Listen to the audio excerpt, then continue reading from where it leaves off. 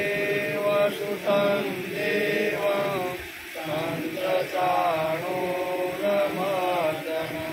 देवकी परमानन्दं कृष्णं वन्दे जगद्गुरुं गुरुर्ब्रह्मा गुरुर्विष्णु गुरुर्देवो महेश्वर गुरु साक्षात् परब्रह्म तस्मै श्री गुरुवे नमः। नारायणं नमस्कृत्य नरं चैव नरोत्तमं देवीं सरस्वती व्यासं ततो जयमुदीरये ततो जयमुदीरये।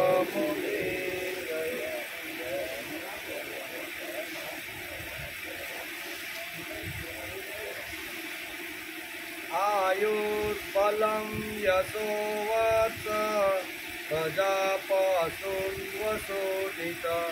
ब्रह्म प्रज्ञाय च नेगाय च त्वन्नो देहि वनस्पति। हे वनस्पति, તમે આયુષ્ય, બળ, યશ, તેજસ્વીપણું, પ્રજા, પશુઓ અને ધન તેમજ બ્રહ્મને જાણવાની અને સમજવાની ઊંચી તેજસ્વી બુદ્ધિ અમને આપો।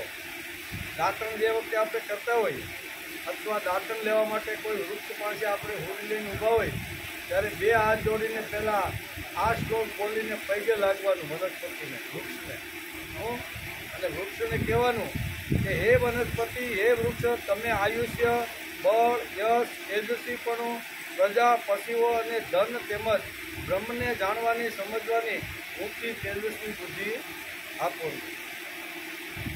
પુણ્ય શ્લોકો નલો રાજા પુણ્ય શ્લોકો યુધિષ્ઠિર પુણ્ય શ્લોકા ચ વૈદેહી પુણ્ય શ્લોકો જનાર્દન। પુણ્ય શ્લોકો નલો રાજા, નળ રાજા, યુધિષ્ઠિર, સીતાજી અને જનાર્દન એટલે શ્રી કૃષ્ણ ભગવાન પુણ્ય કીર્તિવાળા છે, તેથી તેનું રોજ નામ કીર્તન કરવું જોઈએ।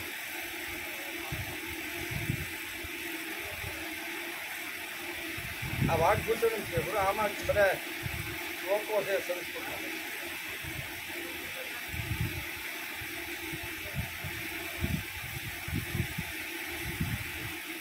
આજે શ્રીમદ ભાગવત શરૂ થયો એનો 268મો દિવસ, સ્કંદ 11 અને અધ્યાય 8 આજે આપણે શરૂ કરવાનો। ગઈકાલે આપણે એકાદશા સ્કંદના 7મા અધ્યાયને નમસ્કાર કર્યા, જેમાં ચંદ્ર, સૂર્ય અને કબૂતરને અવધૂતે ગુરુ બનાવ્યા તેનો વિચાર કર્યો।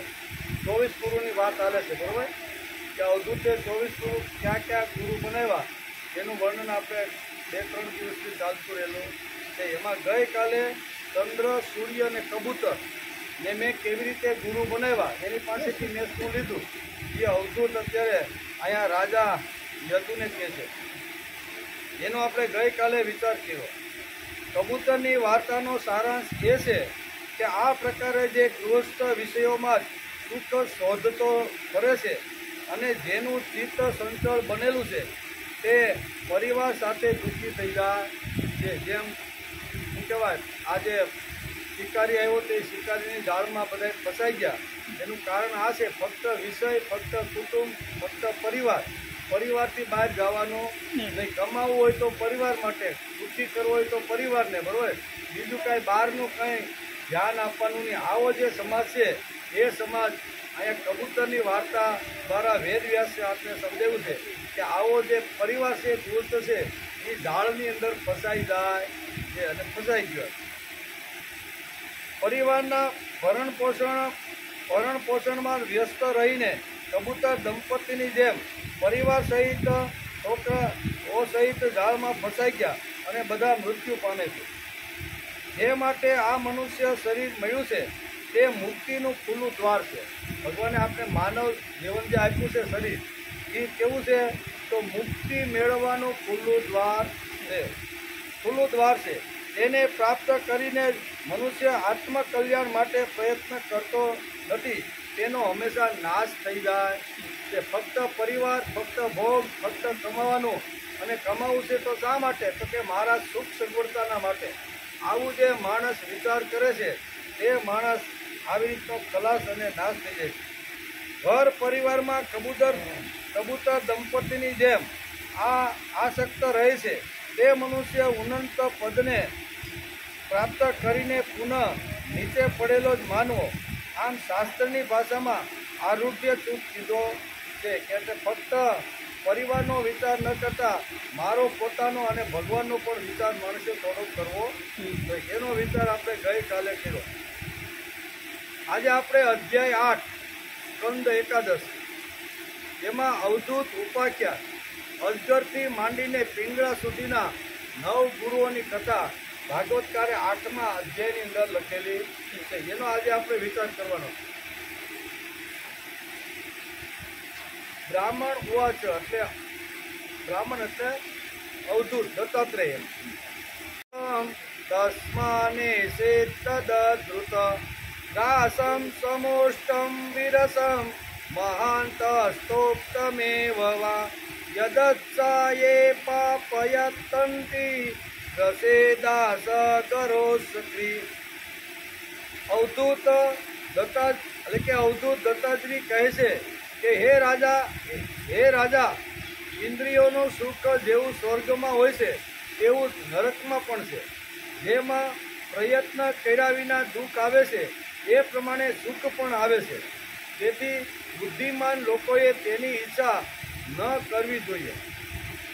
અજગરનું દ્રષ્ટાંત આપી 3 શ્લોકમાં અહીંયા અવધૂત અત્યારે રાજા યદુને સમજાવે છે. યદુને કહે છે કે હે રાજન, યોગીએ આપમેળે જે ભોજન મળી જાય તે ખાઈને સંતુષ્ટ રહેવું જોઈએ. તે ભોજન ચાહે મધુર હોય, ચાહે રસહીન હોય, ચાહે ઓછું કે વધારે હોય, અજગરની જેમ જીવન નિર્વાહ કરી લે અને ઉદાસીન રહે. આમ અજગરનું ઉદાહરણ આપતા વેદવ્યાસ લખે છે. અને મને અજગર પાસેથી કયું જ્ઞાન અથવા કયો આવી રીતનું મળ્યું એનું વર્ણન અત્યારે દત્તાત્રેય એટલે અવધૂત રાજા યદુને સમજાવે છે.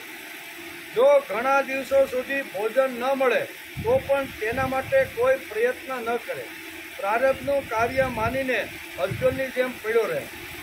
મનોબળ, ઇન્દ્રિય બળ, શારીરિક બળ, આ 3 બળ હોવા છતાં પણ અને ઇન્દ્રિયોના કાર્ય કરવાની ક્ષમતા હોવા છતાં પણ જાણે સૂતો જ હોય એમ પડી રહે, અર્થાત સંસારની ઝંઝટમાં ન પડે. આ જે વાતો છે એ વાતો અજગર પાસેથી મેં લીધી એમ અહીંયા અવધૂત સમજાવે છે. મનોબળ એટલે કે ઓજસહો બલયુતમ તીવ્રદ દેહ કર્મક દયાનો વિતનિંદ્રિત નેહેત નિંદ્રિયાત્મક. મનોબળ, ઇન્દ્રિય બળ, શારીરિક બળ, આ 3 બળ હોવા છતાં પણ અને ઇન્દ્રિયોના કાર્ય કરવાની શક્તિ હોવા છતાં પણ જાણે સૂતો હોય એમ પડી રહે છે, અર્થાત સંસારની ઝંઝટમાં એ માણસ પડતો નથી. અવધૂત કહે છે કે હું આગ્રહ શૂન્ય જીવન અજગર પાસેથી શીખો. આગ્રહ નહીં, મળે તો ભોજન કરી લેવાનું, બરોબર ને, પણ મને મળવું જ જોઈએ એવો આગ્રહ નહીં. આવું આગ્રહ શૂન્યનું શિક્ષણ મને અહીંયા અજગર પાસેથી મળ્યું એમ અવધૂત કહે છે. પાસેથી શીખો છે. આમાં શૂન્ય જીવન એટલે યદૃશાથી જે મળે તેનો સ્વીકાર. આ ગુણ મેં અજગર પાસેથી લીધો અને મેં તેમને મારા ગુરુ બનાવી દીધા. 24 ગુરુ જે અવધૂતે જે બનાવ્યા એમાં અજગરને પણ આવી રીતનો ગુરુ બનાવ્યો. એનું કારણ યદૃશા, પ્રયત્ન કરવાનો નહીં અને જે કાંઈ મળે એ ખાઈ લેવાનું, એમાં સંતોષ રાખવો. આ ગુણ મેં એની પાસેથી લીધો. અજગર કાંઈ મેળવવા પોતાની શક્તિ વાપરતો નથી. એના માટે મોઢામાં આવીને પડે છે તે જ ખાય છે. ગોતવા જતો નથી. તો પ્રશ્ન થાય તો કોઈ કર્મ કરવાનું નહીં. તો આપણે પ્રશ્ન થાય કે ભાગવતમાં તો આવી રીતનું અજગરનું ઉદાહરણ આપીને વેદવ્યાસ કહે છે, તો માણસને ભગવાને જે મનોબળ આપ્યું છે, ઇન્દ્રિયનું બળ આપ્યું છે, શારીરિક બળ આપ્યું છે, તો હું એનો ઉપયોગ નહીં કરવાનો, એને કર્મ પ્રવૃત્ત નહીં કરવાની? આવો પ્રશ્ન ઘણીવાર આપણને થાય છે. તો એના જવાબમાં ભાગવતકાર બહુ સરસ રીતે આ શ્લોક સમજાવતા કહે છે. તો પ્રશ્ન થાય છે કે કોઈ કર્મ કરવાનું નહીં, જે ભોગો આવે છે તે સ્વીકારા. ભોગોને માટે ઉદાસીનતા અને પુણ્ય ભાવ અને ભક્તિને માટે શક્તિ વાપરવાની. બે વાતો કીધી છે, બરોબર ને? ભોગને માટે ઉદાસીનતા, ભોગ મને મળવા જોઈએ અને ન મળે તો દુઃખી થાવ, આવું રીતનું હોવું જોઈએ નહીં. એટલે ભોગ માટે ઉદાસીનતા અને અહીં કહે છે પુણ્ય ભાવ અને ભક્તિને માટે શક્તિ વાપરવાની. આમ ભાગવતકાર વેદ વ્યાસ કહે છે. નહીંતર આપણે પાછું ઊંધું સમજાઈ જાય કે અજગર કાંઈ કરતો નથી ને. ભાગવતમાં તો લખ્યું છે કે જેટલું મળે એમાં સંતોષ રાખી લેવો. પણ અહીંયા પુણ્ય છે, ભક્તિ છે, અહીંયા ધર્મ છે, અધ્યાત્મ છે, એના માટે જે કાંઈ મનોબળની શક્તિ છે, ઇન્દ્રિયોની શક્તિ છે, જ્ઞાનની જે શક્તિઓ છે, એ બધી એના માટે પુણ્ય પ્રાપ્ત કરવા માટે વાપરવાની. પણ ભોગો માટે ઉદાસીન રહેવાનું. એ અજગર પાસેથી આ ગુણ હું શીખો એમ અવધૂત અત્યારે રાજા યદુને આવી રીતના સમજાવે છે. નહીંતર આપણે એમ થાય કે પૈડા જો નહીં, ભગવાનની ઈચ્છા હશે તો મારા મોઢાની અંદર આવી જશે. એમ કાંઈ આવતું નથી. જંગલનો રાજા સિંહ હોવા છતાં, બરોબર ને, ગુફામાંથી બહાર નીકળી અને એને પણ શિકાર ખેલવા માટે હરણાની પાછળ દોડવું પડે છે. મોઢામાં કાંઈ હરણું સામેથી આવી જતું નથી. નહીં કે ગુફામાં બેઠો રહીએ, હવે ભગવાનની ઈચ્છા થશે ત્યારે મને ખોરાક મળી જશે, એમ કરી અને સિંહ જો ગુફામાં બેઠો રહીએ તો કાંઈ હરણા સામે ચાલીને મોઢામાં જતા નથી. તો આ ભાગવતકાર 3 શ્લોકની અંદર આપણે સમજાવે છે કે માણસની પાસે મનોબળ છે, માણસની પાસે આવી રીતની એટલે કે ઇન્દ્રિય શક્તિ છે, શારીરિક શક્તિ છે, તો શું અજગરની જેમ વાપરવાની નહીં? પણ વાપરવાની કોના માટે? ભક્તિ છે, અધ્યાત્મ છે, જીવન વિકાસ માટે આ બધી શક્તિઓને વાપરવાની.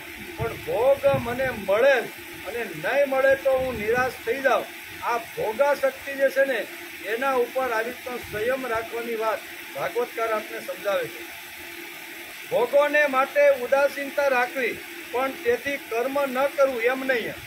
એટલે આપણે ભાઈ અજગર કાંઈ કર્મ કરવાની ના પાડીને ગયો છે ભાઈ, આપણે હવે કર્મ કરવું નથી એમ કે.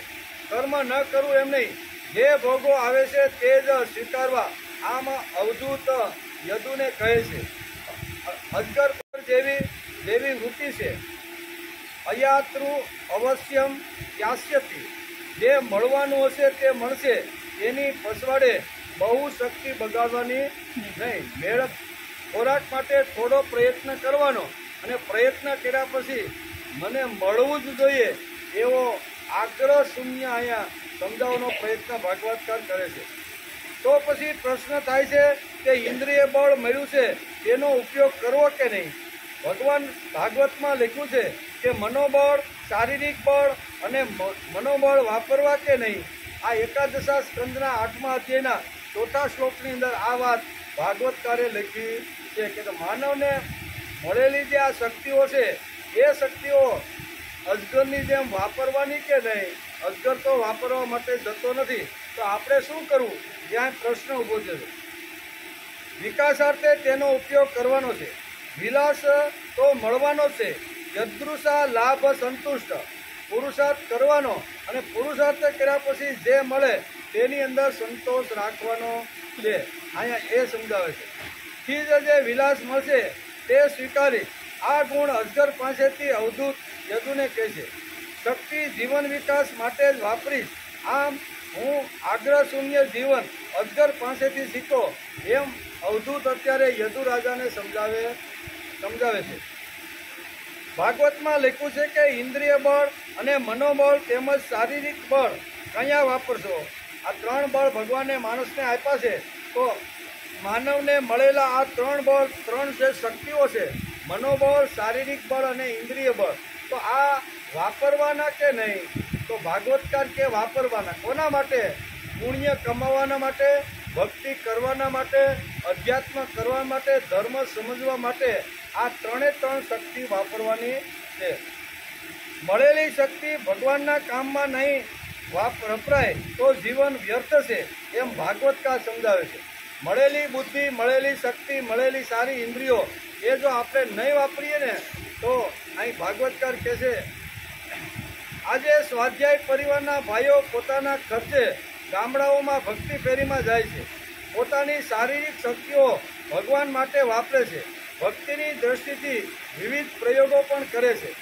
અવધૂતે પ્રકૃતિ એક વૃદ્ધ શિક્ષિકા છે એવું માન્યું છે અને પંચમહાભૂતો પાસેથી જુદી જુદી શિક્ષા લેવાની છે તે અવધૂતે ભાગવતમાં સમજાવ્યું છે. આગળ આપણે પૃથ્વીથી શરૂઆત કરી અને પ્રકૃતિના જે 5 જે પ્રકૃતિ છે ને તે પૃથ્વી છે, પાણી છે, આકાશ છે, વાયુ છે અને અગ્નિ તત્વ, આ પંચમહાભૂતોમાંથી અવધૂત કે મને ઘણું બધું જાણવા અને સમજવા માટે મને મળ્યું છે. એટલે પ્રકૃતિ પાસેથી જેમ મળ્યું એમ પશુ પક્ષી પાસેથી મને ઘણું મોટું જ્ઞાન મળ્યું છે.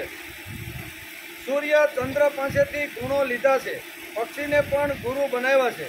કબૂતરના પરિવારનું ચિત્ર બતાવીને અન્યોક્તિથી સમજાવ્યું છે. આ ભાગવતકારની કલા છે. ભાગવતકાર વેદવ્યાસ લખે છે કે અહીંયા અવધૂતે જે ગુરો ધારણ કર્યા છે એ અહીંયા એની કલા છે. હું અને ભગવાનને ભૂલીને વ્યવહાર થાય છે. જેણે હુંની હત્યા કરી છે તે મહાન હિંસક છે. અહિંસામાં પોતાની હિંસા ન થવી જોઈએ એ પહેલું જોવાનું છે. અહીંયા કબૂતરની વાર્તા કરીને આપણે ગઈકાલે જોતા હતા કે હું ની જ હત્યા કરી નાખી. ભગવાનના માટે નહીં, મારા માટે નહીં, ફક્ત પરિવાર માટે જ મારે પુરુષાર્થ કરવાનો, પ્રયત્ન કરવાનો. એના બચ્ચા કે મારે આ વસ્તુની જરૂરિયાત છે તો અહીંયા કબૂતર કોઈ પણ હિસાબે એને આ બધા સાધનો પૂરા પાડતો હતો. એટલે ભાગવતકાર વેદવ્યાસની કમાલ છે. પરિવારમાં રહીને જાગૃત જીવનની શિક્ષા અને દીક્ષા સમજાવી છે.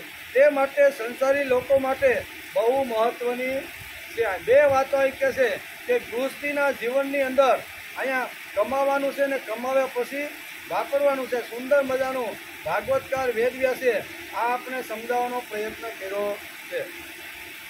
સંસારી માણસો આધ્યાત્મિક નથી બનતા એ વાત બુદ્ધના વિચારો પછી આવી ગઈ છે, પણ તે વાત સાચી નથી. બુદ્ધ અવતાર થયો ને બુદ્ધ સમાજમાં ફેર્યા અને બુદ્ધાએ કીધું કે જીવન આ ક્ષણભંગુર છે, ક્ષણિક જીવન છે.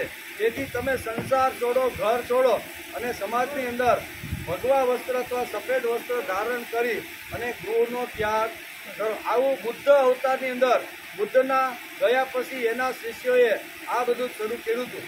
પણ આ વાત સાચી નથી. ઘર છોડવાની જરૂર નથી. ભક્તિ કરવાની હોય, અધ્યાત્મક ક્ષેત્રમાં આગળ વધવું હોય, ધર્મનું કાર્ય જો કરવાનું હોય તો ગૃહસ્થ જીવન પણ થઈ શકે છે એવું આપણે સમજાવે છે.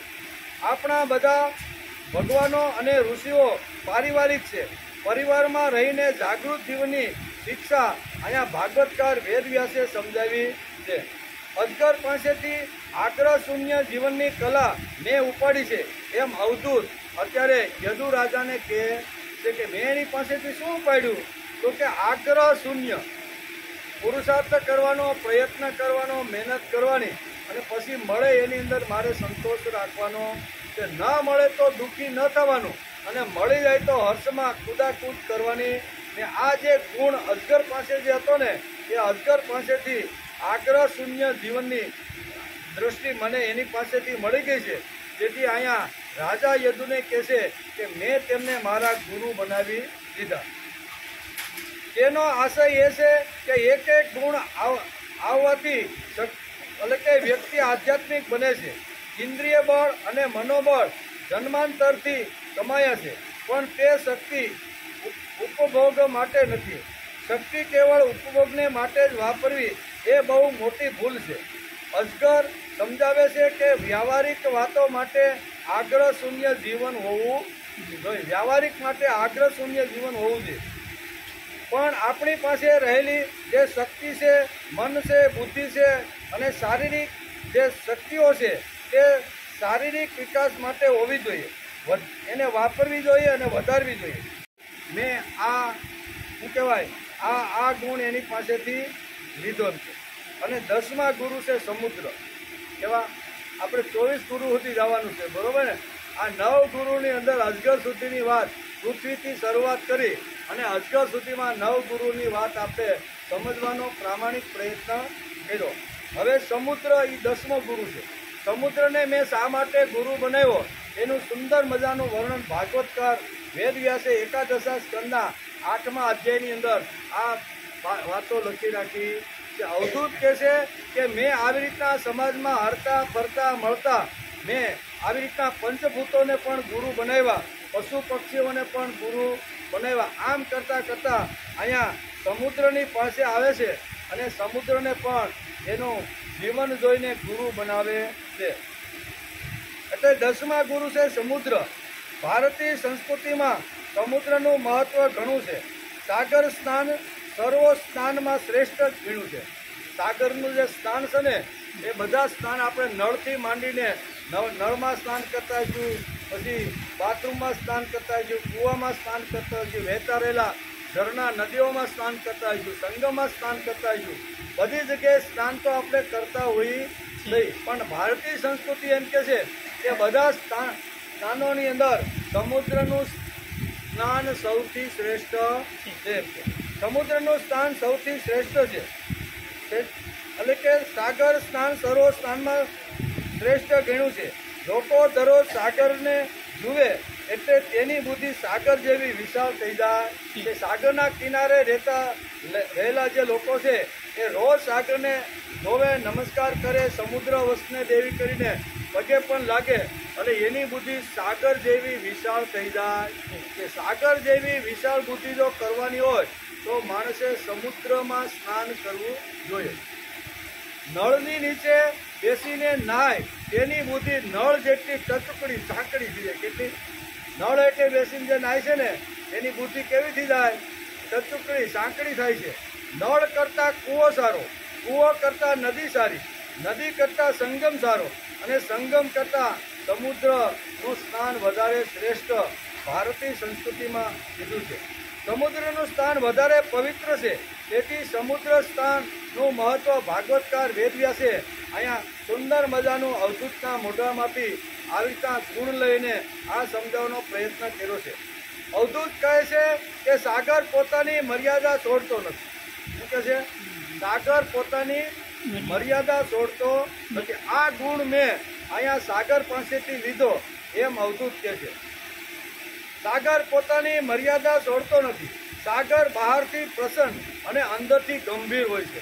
આ 2 ગુણ મેં અહીંયા અવધૂત કહે છે મેં અહીંયા સમુદ્ર પાસેથી લીધા. સાગર દૂરસ્થ અને અનંત છે. સાગર કર્મ પ્રવણ હોવા છતાં નિર્વિકાર, શાંત અને દુર્વિગ્રાહ્ય છે. આ ભાગવતની અંદર લખેલો શબ્દ છે. સાગર પાસેથી આ ગુણો મેં લીધા અને સાગરને મેં મારા ગુરુ બનાવ્યા એમ અવધૂત અત્યારે રાજા યદુને આ વાત 24 ગુરુ મેં કોને કોને બનાવ્યા અને એની પાસે કેવા કેવા ગુણો હતા, આ બધા જ ગુણો મેં પ્રકૃતિ હોય તો પ્રકૃતિ, પશુ પક્ષી હોય તો પશુ પક્ષી, સમાજમાં ફેરો હૈરો જે લોકો મળ્યા અને જેની પાસે સંપર્કમાં આવ્યો અને એની પાસેથી જે કાંઈ સારી વાતો હતી ને એ બધી વાતો ઉપાડી અને મેં એને 24 ગુરુ બનાવી દીધા એમ અત્યારે અવધૂત રાજા યદુને સમજાવે છે. સાગર મર્યાદા છોડતો નથી, તેમાં નદીઓ આવે તો પણ મર્યાદા છોડતો નથી અને એકાદ નદી ન આવે તો તે નબળો કે દુબળો બની જતો. સાગર એ પોતાની મસ્તીમાં જ રહેવાવાળું એક આ પ્રકૃતિનું એક ગુણ છે કે સાગર કોઈ દિવસ એકાદી નદી કદાચ ન આવી હોય, દુષ્કાળ પડ્યો હોય અને નદી કદાચ સમુદ્રમાં ભળે નહીં તો સમુદ્ર કાંઈને ગોતવા માટે જતો નથી કે આ નર્મદા નદી મારી અંદર કેમ ન આવી, તાપી નદી મારી અંદર કેમ ન આવી, આ ગંગા ક્યાં વહી ગઈ. કાંઈ સાગર ગોતવા માટે નદીઓને જાતો નથી. સામેથી જે નદીઓ આવે છે એનો સ્વીકાર કરે છે પણ ન આવે તો એને ગોતવા માટે ક્યાંય થતો નથી. સાગર પાસેથી આ ગુણો મેં લીધા છે અને મેં સાગરને ગુરુ બનાવ્યા એમ અવધૂત કહે છે. સાગર મર્યાદા છોડતો નથી, તેમાં નદીઓ આવે તો પણ મર્યાદા છોડતો નથી અને એકાદ નદી ન આવે તો તે નબળો પડીને દુબળો બનીને એને કાંઈ ગોતવા માટે જતો નથી. સમજો કે બધી નદીઓ હડતાલ ઉપર ઉતરે. આપણે જેમ હડતાલ ઉપર ઉતરીને હડતાલ એટલે દુષ્કાળ એમ. સમજો કે બધી જ નદીઓ હડતાલ ઉપર ઉતરે અને એક પણ નદી સમુદ્રની અંદર ન જાય તો સમુદ્ર કાંઈ દુઃખી થતો નથી કે આ વખતે નર્મદા, સિંધુ, કાવેરી, તાપી આ મારા પાણીમાં મારા જળમાં કેમ ના આવી, એટલે એ દુઃખી થતો નથી. સમજો કે બધી નદીઓ હડતાલ ઉપર ઉતરી જાય અને સાગર પાસે ન આવે તો સાગર નદીને કાંઈ ગોતવા માટે જતો નથી કે આને હડતાલ કેમ પાડી, કેમ બધી નદીઓ ન આવી. આ સાગરનો ગુણ છે. ગીતામાં પણ ભગવાને સ્થિત પ્રજ્ઞનું વર્ણન કર્યું છે. તેમાં સ્થિત પ્રજ્ઞને સાગરનું ઉદાહરણ આપેલું છે. ભગવાન કૃષ્ણએ પણ ગીતાની અંદર અર્જુને પણ સાગરનું અહીં ઉદાહરણ આપ્યું છે. સાગરનું નામ ભગવાને જે આપણા 700 શ્લોક છે ને એની અંદર સાગરનું નામ પણ ભગવાને લીધું છે. અર્જુન સ્થિત પ્રજ્ઞનો પ્રશ્ન જ્યારે પૂછે છે ને ત્યારે એની અંદર આ શ્લોક લખેલો છે. આપૂર્યમાણમ અચલમ પ્રતિષ્ઠમ સમુદ્રમાપ પ્રવિશન્તિ યદ્રુત તદ્યુત્કામાયમ પ્રવિશન્તિ સર્વે શાંતિમાપ્નોતિ ન કામકામી. આવું ભગવાને પણ અહીંયા સમુદ્રનું નામ લઈ અને અર્જુનને ચિત્ત પ્રજ્ઞતાનો ગુણ સમજાવ્યો છે. નદીઓના પ્રવેશી ચો તરફ એટલે કે તેમ સર્વ વિષયો જેમાં પ્રવેશે છે તે મનુષ્ય શાંતિ પામે છે. વિષયોને ઈચ્છનારો શાંતિ પામતો નથી. સમુદ્રમાં ઘણી નદીઓ આવે તો તે સલકાઈને પોતાની મર્યાદા છોડતો નથી અને નદીઓ ન આવે તો પણ દુબળો પડતો નથી. સાધકે પણ સંપત્તિ આવે તો ફૂલાઈ ન જવું જોઈએ અને વિપત્તિમાં દુબળા ન બનવું જોઈએ. સમુદ્ર પાસેથી આ ગુણ લેવા જેવો કે મહેનત કરવાની, પુરુષાર્થ કરવાનો, ઇન્દ્રિય બળ છે, મનોબળ છે, જે કાંઈ ભગવાને આપને શક્તિઓ આપી છે શરીરની, એ શક્તિ ધન કમાવા માટે માણસે પુરુષાર્થ તો કરવાનો, પણ ન મળે તો દુઃખી નહીં થવાનું અને મળી જાય તો ફૂલાવાનું નહીં. આ સાગર પાસેથી આ ગુણ મેં લીધો એમ અવધૂત રાજા યદુને સમજાવે છે. એટલે કે સાધકે પણ સંપત્તિ આવે તો ફૂલાઈ જવું ન જોઈએ અને વિપત્તિમાં દુબળા ન બનવું જોઈએ. આ સાધકનું ચિહ્ન છે. ઉદયે સવિતા રક્ત, એવું શાસ્ત્રકારો લખે છે કે ઉદયે સરિતા રક્ત સતે મને તથા સંપતો ચ વિપતો ચ મહતા મેક રૂપતા. એટલે કે સમુદ્રમાં ભરતી અને ઓટ બંને આવે છે પણ તેમાંથી વિચલિત થતો નથી. સમુદ્ર જ્ઞાન આપે છે. સમુદ્ર કેવો છે તો કે બહારથી પ્રસન્ન અને અંદરથી ગંભીર છે. બહારથી એકદમ એના મોજા ઉછળતા હોય એટલે એકદમ આપણને પ્રસન્ન લાગે છે, પણ અંદર કેવો છે? એકદમ શાંત અને ગંભીર છે. આ ગુણો અવધૂત કે યદુને કહે છે કે આ બધા જે ગુણો છે એ ગુણો મેં સમુદ્ર પાસેથી લીધા. સાધકે પણ બહારથી પ્રસન્ન અને અંદરથી ગંભીર રહેવું જોઈએ. જીવન વિકાસ માટે પ્રસન્નતા હોવી જોઈએ. પ્રસન્નતા અને પ્રહુષ્ટતા જુદા છે. સમુદ્ર નાચે છે, કૂદે છે. ગીતાનો અંતિમ પુરુષાર્થ તુષ્યંતી ચ રમંતી છે. સાગરની પાસે કોઈ નદી ન આવે તો એ દુબળો પડતો નથી. નાચવાનું, કૂદવાનું તો મોજા એવી રીતના આવતા જ રહેલા છે. અને નાચે છે, કૂદે છે, તુષ્યંતી ચ રમંતી છે એમ ભગવાને ગીતાએ આનંદની પરાકાષ્ઠા અર્જુનને બતાવી છે. સાધક પણ તુષ્યંતી રમંતી હોવો જોઈએ, છતાં અંદરથી ગંભીરતાપૂર્વક જીવનનો વિચાર કરવાવાળો હોવો જોઈએ. મારું માનવી જેટલું અમૂલ્ય છે તેટલું જ બીજાનું માનવી જીવન અમૂલ્ય છે. મારું માનવી જીવન જેટલું મૂલ્યવાન છે એટલું જ મૂલ્યવાન બીજાનું જીવન પણ છે એવું સાધકને લાગે છે. તેથી દત્તાત્રેય અવધૂત સમાજના અંતિમ માણસ સુધી ગયા અને જ્યાં જ્યાં ગયા ત્યાંથી એને પ્રકૃતિ હોય તો પ્રકૃતિ, પંચમહાભૂત હોય તો પંચમહાભૂતો, વૃક્ષ હોય તો વૃક્ષ, અને આવી રીતના પશુ પક્ષી હોય તો પશુ પક્ષી, બધા જ પાસેથી એમણે જ્ઞાન મેળવીને બધાને ગુરુ બનાવ્યા છે. ઘરમાં બેઠા બેઠા આ બધું મળ્યું નથી. આ ભાગવતકાર વેદવ્યાસ લખે છે કે અવધૂત એટલે કે દત્તાત્રેયની સાંકડી ખટ કરતી બધે ફરી છે. જ્યાં જ્યાં ફર્યા, જ્યાં જ્યાં મળ્યા, જ્યાં જ્યાં બેઠા, જ્યાં જ્યાં વિચાર વિમર્શ થયો, ત્યાંથી એને ઘણું બધું મળ્યું છે. અને જ્યાંથી જેટલું મળ્યું એમાંથી 24 જગ્યાએથી એને સારામાં સારી વાતો મળી છે.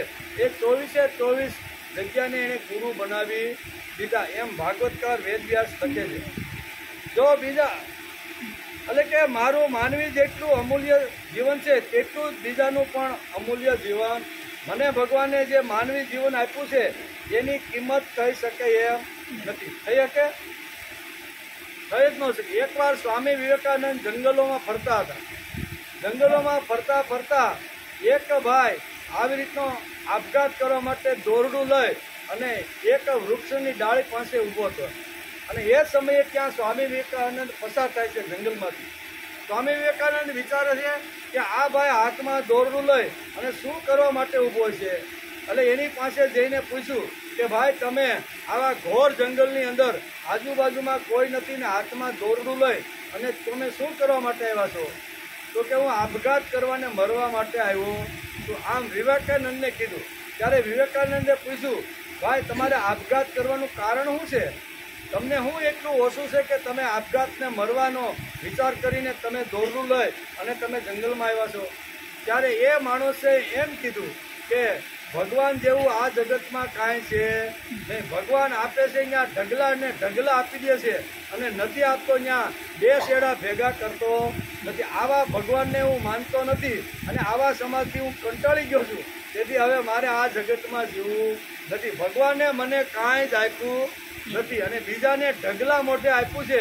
હું કેટલી મહેનત કરું છું, પુરુષાર્થ કરું છું, પરસેવો પાડું છું, પણ 2 શેડા મારા ભેગા થયા નહીં. ખૂબ પ્રયત્ન કર્યો અને અંતે મેં નક્કી કરી નાખ્યું આટલો મહેનત કરવા છતાં 2 શેડા જો ભેગા ન થતો હોય તો મારે આપઘાત કરીને મરી જવું જોઈએ. જે ભગવાન મને કાંઈ આપ્યું નથી એવા ભગવાનને માનવાની મારે કાંઈ જરૂર નથી. આવું ઘણું બધું બોલવા લાગ્યો. ત્યારે વિવેકાનંદ બહુ એની સરસ વાત કહે છે કે ભાઈ તમે થોડી વાર ઠેરી જાઓ, પછી તમારે આપઘાત કરવો હોય તો કરજો. એમ કરી અને વિવેકાનંદ સાથે વાર્તાલાપ થાય છે. અને વાર્તાલાપની અંદર આ મરવા આવેલો, આપઘાત કરવા આવેલો જે માણસ હતો ને એ એમ કહે છે કે ભગવાને મને કાંઈ આપ્યું નથી, તેથી મારે હવે મરી જવું છે. વિવેકાનંદે કાંઈ વાંધો નહીં, તમને કાંઈ નથી આપ્યું નહીં છે. હું હમણાં એ કે ગઈકાલે એક મોટા મુંબઈ જેવા શહેરની અંદર ફરતો વિવેકાનંદ કે હોસ્પિટલની અંદર ગયો અને એક અબજોપતિ માણસ કિડની વગર આવી રીતના તડફડિયા મારતો હતો. ડૉક્ટરે કીધું કે આ માણસને જો 2 કિડની મળી જાય ને તો આનો જીવ બચી જાય એમ છે. તે મેં ગઈકાલે જ આવી રીતનું સાંભળ્યું છે. અને એ અબજોપતિ માણસ 1 કિડનીના 50 લાખ રૂપિયા આપવા માટે તૈયાર છે. 2 કિડની જો આપે ને તો 1 અબજ રૂપિયાને મળી જાય એમ છે. જો તમે તમારી 2 કિડની જો મારી સાથે વાલ છે, આ બધાની કિંમત કેટલી છે એ કિંમત તમને ધ્યાનમાં આવતી નથી. તમને ફક્ત પૈસા અને તમને ફક્ત રીત જ ધ્યાનમાં આવે છે કે પરસેવો પડ્યા પછી મને રીત મળતું નથી, તેથી આપઘાત કરવા માટે આવ્યો છે. ખરેખર ભગવાને એને આવું અમૂલ્ય માનવ દેહ આપ્યો હતો અને માનવ દેહની અંદર આ બધા જે સાધનો મૂકીને અબજોપતિ માણસને બનાવી દીધો છે. ત્યારે માણસ કહે છે કે હું મારી કિડની આપવા માંગતો નથી. એનો અર્થ એવો થયો કે કિડની જો કોઈને ટ્રાન્સફર જો કરવાની હોય અને અબજોપતિ મરવા પડ્યો હોય ને એને જો કિડની જોતી હોય ને તો જેટલા રૂપિયા માગે એટલા એ આપવા માટે તૈયાર થાય છે. તો આમ કરી અને વિવેકાનંદે જંગલમાં મરવા માટે પડેલા માણસને એના શરીરના એક અંગનું મહત્વ સમજાવ્યું કે આ તારા શરીરની 2 આંખો છે, હૃદય છે, ફેફસા છે અને આવી રીતનું હૃદય છે. આની જો તું સરવાળો માંડીને તો તારા શરીરની કિંમત અમૂલ્ય છે. આવો અમૂલ્ય માનવ દેહ માણસને મળ્યો છે અને છતાં એમ કહે છે કે ભગવાને મને કાંઈ આપ્યું નથી. ન મળે તો એના ઘણા કારણો હોય છે. પૂર્વજન્મની અંદર નબળા કર્મ કરીને આવ્યા હોય અને અત્યારે ગમે તેટલો પુરુષાર્થ કરીએ પણ નબળું જે કર્મ આપણું જે છે ને એ કર્મ તો આપણી જોડે આ જન્મારામાં આવેલું છે. તેથી ઘણીવાર પુરુષાર્થ કરવા છતાં પણ માણસને આવી રીતનું હિત કે સફળતા મળતી નથી. તેથી કે બીજાનું માનવી જીવન નકામું ચાલી જતું હશે તો તેને પોતાની મિલકત ચાલી જવા જેટલી વ્યથા થવી જોઈએ. આ સાધુ અથવા અવધૂત સમાજની અંદર ફરતા ફરતા રાજા યદુને કહે છે કે જેમ આપણે કમાઈને આવી રીતે મોટી સંપત્તિ ભેગી કરીએ અને એ સંપત્તિ જ્યારે જાય અને એ માણસને જેટલું દુઃખ થાય એટલું દુઃખ માણસની અંદર આવી રીતનું જ્ઞાન અથવા એની અંદર સારી વાતો ન પહોંચે એટલી વ્યથા એને થવી જોઈએ. જે બીજા અને એમ જ જતું રહેશે એ જોઈને ઘણીવાર સજ્જન લોકોને વ્યથા થતી હોય છે કે આટલું સુંદર માનવ જીવન મળ્યું છે પણ આનું જીવન તો ફોકટ ચાલુ જતું રહે. જેમ ધન સંપત્તિ કમાયા પછી એ સંપત્તિ જાય અને જેટલી વ્યથા થાય એટલી ભક્તને વ્યથા થવી જોઈએ નથી. એની અંદર વિચારો ભરવાનો પ્રયત્ન માણસે કરવો જોઈએ. તેને લાગે છે કે આને આટલું સારું જીવન ભગવાને આપ્યું છે અને આટલી સારી વ્યવસ્થા કરીને એને માનવ તરીકે આ જગતમાં મોકલ્યો છે. તેની પાસે બુદ્ધિ છે, તેની પાસે પૈસા છે, બધું છે પણ બધું નકામું લે છે. આમ સાધકને દુઃખ લાગે છે. બીજા માણસના નવરા માણસને બેઠેલા કામ કપાતા માણસને બેઠેલા જોઈને જે સાધક હોય છે, ભક્ત હોય છે ને એને દુઃખ લાગે છે. આટલું સુંદર માનવને ભગવાને આપ્યું છે બરોબર, તો આટલું શરીર એ હરિદ્વાર પહોંચાડી શકે એવા માનવદેવ ભગવાને દરેક માણસને આપ્યો છે અને આના પૈસા છે, શક્તિ છે, ઘર છે, બધું છે પણ આ બધું નકામું ચાલી જાય છે. નકામું ચાલી જાય છે એની બળતરા કોને થાય? ભક્તને થાય. એની બળતરા કોને થાય? તો સાધુ હોય, સજ્જન હોય, મહાપુરુષો હોય ને એને એની ચિંતા થાય કે આટલું સુંદર માનવદેહ મળ્યા પછી આ બધું વ્યર્થ જાય છે. તેથી તેની પાસે બેસીને હળવેથી કહે છે કે ભાઈ માનવદેહ મળ્યો છે તો થોડીક ભક્તિ કરો, અધ્યાત્મમાં થોડું અહીંથી સારું કામ તમે કરી લો. સાધક અંદરથી સાગરની જેમ ગંભીર છે પરંતુ બહારથી પ્રસન્ન છે. તેને પરસ્પર વિરોધી મિત્રો જોવાના જ છે. આમ ભાગવતકાર વેદવ્યાસ આવી રીતે ઘણી બધી વાતો લખે છે. આ સૃષ્ટિમાં કેટલો કચરો છે, કેટલા કુવિચાર છે. સૃષ્ટિમાં જેટલી મંગલતા છે તેટલી જ અમંગલતા પણ બે વાતો છે. આ સૃષ્ટિની અંદર મંગલતા પણ છે ને અમંગલતા છે. માનવના જીવનમાં પણ એવું છે, ઘણામાં શુભ પણ હોય ને ઘણામાં અશુભ વાતો પણ રહેલી છે. ત્યાં કહે છે કે આ સૃષ્ટિમાં કેટલો કચરો છે, જેટલો એટલે કે કુવિચારોનો જેટલો કચરો છે એટલો જ મંગલતાના વિચારો પણ છે. તે જોઈને સાધક પ્રસન્ન બને છે. જગતમાં લોકોએ કરેલી અરે કે ભરેલા અમે લોકો છીએ તે જોઈને તે બહાર પ્રસન્ન રહે છે અને અંદર સાધક ગંભીર બની રહે છે. સાધક પાસેથી આ ગુણોને લીધા કારણ કે ઢગલે ને પગલે અમે અપ્રસન્ન થઈ જઈએ છીએ. એમ બધું જે અત્યારે અવધૂત છે કે અમારું માનવી જીવન એવું છે, મળે તો ખુશ થઈ અને ન મળે તો દુઃખી થઈ જાય, અપ્રસન્ન થઈ જાય છે. તેથી સાધક પાસે આ પ્રસન્નતાનો ગુણ મેં લીધો એમ અવધૂત અત્યારે રાજા યદુને સમજાવે છે.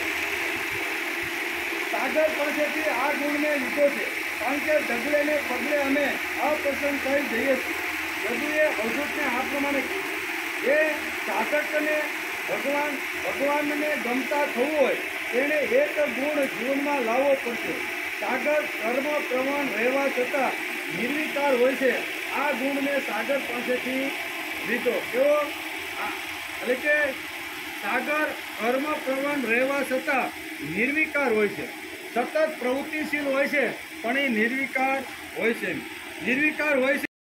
અર્થઘટનો આજે સમાજમાં થઈ રહ્યા છે. ઋષિઓએ તો બરોબર સારી રીતે સમજાવવાનો પ્રયત્ન કર્યો છે પણ ઘણીવાર એના ખોટા અર્થો સમાજમાં થાય છે. આજે ચાલતો રહેલો જે ધર્મ સંસ્કૃતિને જોઈને ચીડ ચડે છે કે આ શું ધર્મ છે. મંદિરોમાં લાઈનો લાગે છે. ગઈકાલનો કદાચ ફેસબુક ઉપર એક વિડીયો આવ્યો હતો. એ બધા એક ભાઈ યાત્રા કરવા માટે નીકળ્યા અને કાલ કેવા મધ્યપ્રદેશમાં કેવું છે 12 જ્યોતિર્લિંગમાં મધ્યપ્રદેશમાં મહાકાલ કે મહાકાલની અંદર હું દર્શન કરવા માટે ઘણો સમય પસાર કરીને ત્યાં પહોંચ્યો ત્યાં એક બેન પોતાના બાળકને કાંખમાં લઈ અને ઘણા સમયથી ઊભા હતા. એટલે આ ભાઈ કે મને જરી જિજ્ઞાસા થઈ બેનને પૂછવાની કે બેન તમે કેટલા સમયથી લાઈનમાં ઊભા છો અને શા માટે ઊભા છો. એટલે આ ભાઈ પ્રશ્ન પૂછે છે કે ભાઈ હું 13 કલાકથી લાઈનમાં ઊભી છું. કેટલી? બે હાથ કાંખમાં નાનું બાળક છે તો કે તમે 13 કલાકથી કાંખમાં ઊભા શા માટે ઊભા છો? તો કે મારે ભગવાનના દર્શન કરવાના છે. તો કે અહીંયા ઘણા લોકો એવા છે કે જે 500 રૂપિયા આપે ને તો એને પાછલા દરવાજેથી પરબારા દર્શન કરાવી દે છે. તો તમારી પાસે તો કે મારી પાસે 500 રૂપિયા નથી એટલે તો હું અહીંયા 13 કલાકથી લાઈનમાં ઊભી છું. બરોબર ને? આમ કરી અને એ ઘણું બધું ભાઈ કહે છે તો મંદિરોમાં આજે ભીડ નથી ભાઈ. મંદિરોની અંદર જેવા પૈસા આપો ને એવું તમને થાય. એટલે આ ભાઈ તો પછી ગમે એમ કરીને એ પૂજારી જ્યાં મંદિરમાં હતો ત્યાં ભાઈ પહોંચી ગયો અને પૂજારીને કીધું કે ભાઈ જો અહીંથી કોઈને લાઈનમાં ઊભા રહ્યા વગર જો દર્શન કરવા માટે આવવું હોય તો તમારો ચાર્જ કેટલો? તો કે આવીને સીધા દર્શન કરીને વ્યા જાય એના માટે 500 રૂપિયા અમે રાખ્યા છે. પછી આગળ તો કે આગળ અહીંયા 2000 રૂપિયા અમે એવા રાખ્યા છે કે અહીંયા આવે ભગવાનના ગર્ભદ્વારમાં જાય એના ઉપર બીલીપત્ર ચડાવે અને શરણામત લઈને બહાર નીકળે એના 2100 રૂપિયા છે. પછી આગળ આ ભાઈ પૂછે છે તો કે 5000 રૂપિયા જે આપે ને એ 5000 રૂપિયા આપવાને સીધા ગર્ભદ્વારમાં લઈ આવી એને પૂજા કરાવી એને 1000 રૂપિયા આપો. કેટલા? આ ભગવાનને બહાર કાઢો ને એટલે લાઈનમાં ઉભેલા બધા દર્શન કરી લે છે. શું કે તમે જે ભગવાનને એમ કહો છો 500 રૂપિયામાં 5000 રૂપિયામાં 2100 રૂપિયામાં આવું અલગ અલગ તમે ચાર્જ જે રાખ્યું છે એની જગ્યાએ ભગવાનને જ તમે બહાર કાઢી નાખો. હું તમને 51000 રૂપિયા આપું. કેટલા? 51000 રૂપિયા આપું તો આ બધા શાંતિથી તમારા દર્શન કરી લે છે. કહેવાનો અર્થ કે આજે ચાલતો રહેલો જે ધર્મ છે ને સંસ્કૃતિને જોઈને આજે ચીડ ચડે કે નહીં. 13 કલાક આમ જગન્નાથ જાઓ તો ત્યાં તો 15 17 કલાક જો પૈસા તમે ન આપો ને તો આટલા કલાક તમારે લાઈનમાં ઊભું રહેવું પડે. ત્યારે માંડ બીજે દિવસે આપણો વારો આવે. અમે એકવાર ગયા હતા તમને ખબર છે. એટલે ચીડ ચડે છે કે આ શું ધર્મ છે. આ મંદિરમાં જે લાઈન લાગે એ ખરેખર ઊભો કર્યો છે તેની આવી દશા જોઈને સાધકને ચીડ ચડે. 10,000 વર્ષ પહેલા જે ઋષિઓએ આવી વૈદિક તપોવન પદ્ધતિની શિક્ષણ વ્યવસ્થા અને સમાજ વ્યવસ્થા અને આધ્યાત્મિક વ્યવસ્થાઓ જે ઊભી કરી છે એ જોઈને આજે ઘણા સાધકોને ચીડ ચડતી છે. તે છતાં કર્મ પ્રવણ રહીને નિર્વિકાર રહેવું અતિ કઠણ બની જાય છે. સંસ્કૃતિના અને માનવની આવી હીન દશા જોઈને અમારા પેટમાં કાંઈ બળતું જ નથી. જે સંસ્કૃતિ ઉપર પ્રેમ કરે છે ભગવાન ઉપર અને માનવ ઉપર પ્રેમ કરે છે તેને કર્મ પ્રવણ બનીને નિર્વિકારી રહેવું જોઈએ. એ સમુદ્ર પાસેથી આ ગુણ મેં લીધો. બરોબર ને? આટલું એટલે કે નિર્વિકાર રહેવું અને કર્મયોગ કરવો આ બહુ અઘરી વસ્તુ છે. અવધૂત રાજા યદુને કહે છે કે હે રાજા, સાધકે ભગવાનની પાસે જવું છે તો કર્મ પ્રવણ બનીને નિર્વિકાર રહેવું જોઈએ. વરસાદમાં ફરવું છે પણ ભીંજાવું નથી. કારણ કે ઘર છોડીને બહાર જાય તો ભીંજાય ને. બારીમાંથી વરસાદ ધોધમાર પડે છે જોવે છે પણ ભીંજાવું નથી. વરસાદમાં ફરવું છે પણ ભીંજાવું નથી કારણ ઘર છોડીને બહાર જવું જ નથી. વરસાદમાં ફર્યા છતાં ભીના ન થવું હોય તો ઓવરકોટ કે છત્રી માણસે રાખવી જોઈએ. વરસાદમાં જવાનું છે, પલળવાનું નથી, ભીંજાવાનું નથી તો શું કરવું પડે? કાં ઓવરકોટ અને કાં છત્રી રાખો તો. આ ઓવરકોટ એટલે જ ભક્તિ.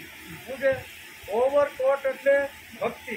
ભક્તિ કેવળ કૃતિ નથી, ભક્તિ આ એક વૃત્તિ છે. એમ ભાગવતકાર ભાગવતમાં સમજાવવા બેઠા છે. આ ભક્તિનો આખો ગ્રંથ છે. શ્રીમદ ભાગવત જે છે ને એ આખો ભક્તિ ઉપરનો ગ્રંથ છે, એમ અત્યારે શાસ્ત્રકારો કહે છે. કેટલાક લોકો 4 લોકોમાં જતા જ નથી. એનું કારણ 4 આધ્યાત્મિક સમજે છે. લોકો કહે છે કે આ મહાત્મા બહુ જ મોટા છે, કારણ કે 12 વર્ષથી એ ગુફામાંથી બહાર જ નીકળ્યા નથી. આટલે મોટો એટલે નહીં, સમાજમાં જાય તો એને એમ થાય રાગ દ્વેષ ઊભા થાય. સમાજમાં ફરવું છે અને મારે ભીંજાવું નથી, તો માણસે ભક્તિનો ઓવરકોટ પહેરી લેવો ખરો તમતારે. પણ જો ભક્તિનો ઓવરકોટ પહેરેલો હશે ને તો બહારના વિષયો માણસને હેરાન કરશે નહીં. વિષયોમાં ફરવાનું છે અને વિષયમાં આસક્ત નહીં રહેવું, એ અઘરામાં અઘરું કામ છે, પણ એ ભક્તિ વગર શક્ય નથી. એમ અહીંયા વેદવ્યાસ લખે છે. આવા લોકોને સમાજ આધ્યાત્મિક સમજે છે. અવધૂત રાજા યદુને કહે છે કે જગતમાં ફરવું છે, બધું જોવું છે, જગત ઉપર પ્રેમ કરવો છે, છતાં પ્રસન્ન રહેવાનું છે. આવો સમાજ જોઈને પ્રસન્ન રહેવાનું છે. કર્મ પ્રવણ બનીને નિર્વિકારી રહેવું છે, આ બહુ કઠણ વાત છે. અવધૂત કહે છે કે સમુદ્ર પાસે જઈને મેં કર્મ પ્રવણ બનીને નિર્વિકાર રહેવાનો મેં આ ગુણ તેમની પાસેથી લઈ અને સમુદ્રને સાગરને મેં ગુરુ બનાવી દીધા. આ મારા ગુરુ છે એમ કે. અધ્યાય હાલે છે, એમાં અવધૂત એટલે કે દત્તાત્રેયના 24 ગુરુ જે બનાવ્યા એનો વિચાર અત્યારે આપણે કરીશું. અને એમાં સમુદ્રનું વર્ણન ચાલે છે. વેદવ્યાસ લખે છે, ઓજસાહો બલયુતમ દેહ કર્મમ સયાનો વિતિન્દ્રિય હે નેહેતેન્દ્રિય વાપરી મુનિ પ્રસન્ન ગંભીરો દુર્વિગ્રાયો દુરસ્યયા અનંત પારો યા મોક્ષ સ્મિતિ તોદ ઇવાર્ણવ સમુદ્રાકામોહિનો વા નારાયણ પરો મુનિ નાસ્તિ પેત્યાસુષ્યેતો શ્રી દ્વારી વિસાગર. સાગરનું વર્ણન કરતા વેદવ્યાસ લખે છે. અને અવધૂત અત્યારે રાજા યદુરાજાને કહે છે કે હે રાજન, સમુદ્રની જેમ પ્રસન્ન અને ગંભીર રહેવું જોઈએ. તેનો અંદરનો ભાવ સમજી ન શકાય તેવો ગૂઢ, ઉલ્લંઘન ન થાય તેવો અગાધ અને પ્રભાવશાળી હોવો જોઈએ. તેને કામ, ક્રોધ વગેરે શત્રુઓ વિચલિત કરી શકતા નથી. અચળ, પ્રશાંત, સાગરની જેમ શાશ્વત રહેનારી શાંતિ તેમાં અખંડ રહી છે. આ બધા જ ગુણો મેં સાગર પાસેથી લીધા.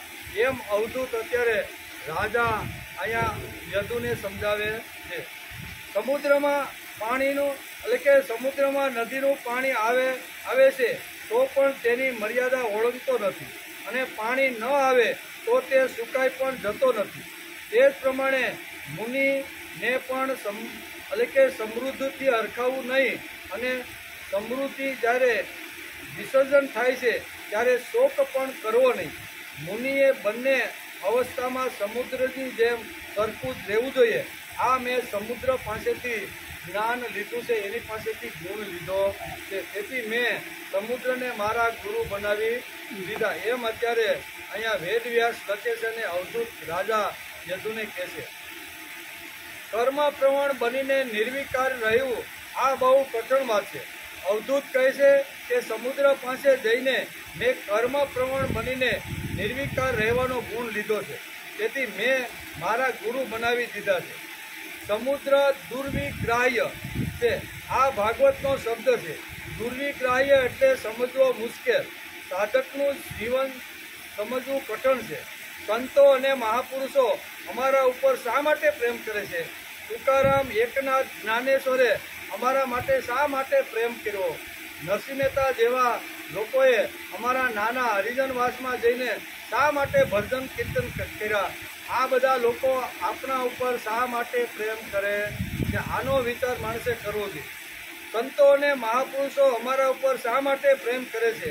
તુકારામ, એકનાથ, જ્ઞાનેશ્વર અને નરસિંહ મહેતા જેવા મહાન સંતોએ શા માટે ફર્યા અને શા માટે નિસ્વાર્થ પ્રેમ આપણી ઉપર કર્યો? એનો પણ માણસે વિચાર કરી લેવો જોઈએ. તેમને શું લોકો પાસેથી માનપત્ર જોઈતું હતું? હરિજનવાસમાં જઈને ભજન કીર્તન નસીનતા કરતા હતા. એકનાથ પણ હરિજનવાસમાં જઈને સુંદર મજાના ભજન કીર્તન અને કથા વાર્તા કરતા હતા. તો તું તેમની પાસેથી આવી રીતનું માનપત્ર જોતું હતું? માનપત્ર લેવા માટે આપણા ઋષિઓ, અવતારો અથવા સંતો, મહાપુરુષો કે આવી રીતના સાધુઓ જતા નથી. માનપત્ર તો આપવાવાળો ઉપર મોટો બેઠો છે, પણ મને જે મારી જે મનોબળ શક્તિ છે, ઇન્દ્રિય શક્તિ છે અને મારી જે શારીરિક જે શક્તિઓ છે ને, એ શક્તિ મારે ભક્તિ વધારવામાં, અધ્યાત્મની અંદર મારા હુંને પાવરફુલ કરી અને પ્રભુ સુધી પહોંચાડવા માટે આ જે બધું બળ છે, એ બળ સંતો, મહાપુરુષો વાપરતા હતા. તેમણે શું લોકો પાસેથી માનપત્ર જોઈતું હતું? નહીં. તો પછી શંકરાચાર્ય કેરેલાથી બદ્રીનાથ સુધી પોતાની સાંકડી ખટ ખટ ખટ કરતા શા માટે ફર્યા?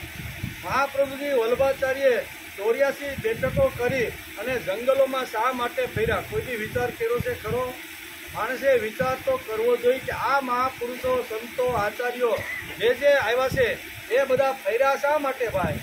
ઘર છોડી, ઉમરો છોડીને બહાર શા માટે નીકળ્યા?